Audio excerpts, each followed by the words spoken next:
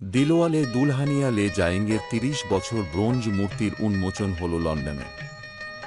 রাজ সিমরনের reunion লন্ডনে। ডিডিএলজের ৩০ বছর bronze মূর্তির উন্মোচনে শাহরুখ কাজল। রাজ সিমরন শুধু একটা কাল্পনিক জুটি নয়, রাজ সিমরন হিন্দি সিনেপ্রেমীদের কাছে একটা আবেগ, একটা স্বপ্ন। ডিডিএলজের ৩০ বছর পূর্তি লন্ডনে রাজ সিমরনের ব্রোঞ্জ মূর্তির উদ্বোধন করলেন শাহরুখ কাজল।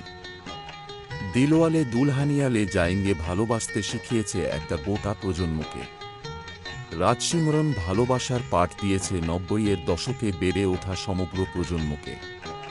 তবে এই জুটির গ্রহণযোগ্যতা আরব সাগর পেরিয়ে টেমসের তীর পর্যন্ত।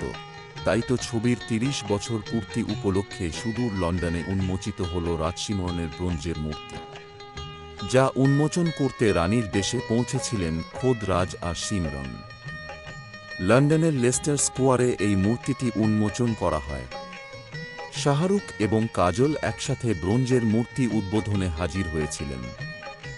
শাহরুখ কাজল এদিন ডিডিএলজের সিগনেচার পোজ রিক্রিয়েট করলেন।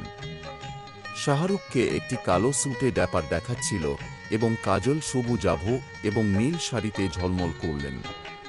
কেন তারা বলিউডের সবচেয়ে চর্চিত রোম্যান্টিক জুটি, তার প্রমাণ ফের দিলেন দুজনে। আদিত্য চোপড়া পরিচালিত দিলওয়ালে দুলহানিয়া লে জায়েঙ্গে ছবিটি চলচ্চিত্রপ্রেমীদের হৃদয়ে অমর হয়ে রয়েছে। মুম্বইয়ের বিখ্যাত মারাঠা মন্দিরে এই ছবির একটি শো দেখার জন্য দর্শকরা এখনও টিকিট উইন্ডোতে লাইনে দাঁড়িয়ে থাকেন। এটাই শাহরুখ কাজল ম্যাজিক।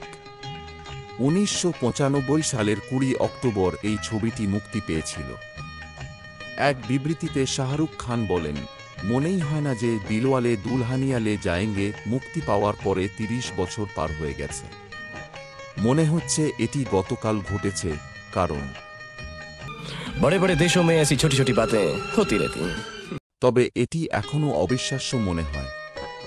রাজের চরিত্রে অভিনয় করার জন্য সারা বিশ্বের মানুষের কাছ থেকে আমি যে ভালোবাসা পেয়েছি, তার জন্য আমি সত্যিই কৃতজ্ঞ। চলচ্চিত্রটি বিশ্বজুড়ে মানুষের হৃদয়ে যে ধরনের জায়গা তৈরি করেছে তা কেউ অনুমান করতে পারে না, এবং আমি সেই মুহূর্তটি কখনো ভুলব না। ছবিটি দেখুন এবং প্রেমে পড়ে যান। কাজলের কথায়, আমার কাছে সিমরান এমন একটি অধ্যায় যা শেষ হতে অস্বীকার করে।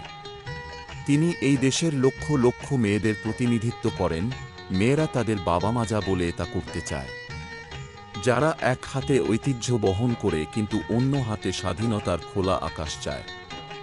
এ কারণেই সিমরনকে এখনও মানুষ ভালোবাসে। যখনই কেউ বলেন বলেন, এটি এই বিশ্বাসকে বোঝায় যে সাহস এবং ভালোবাসা একসাথে থাকতে পারে, বাঁচতে পারে।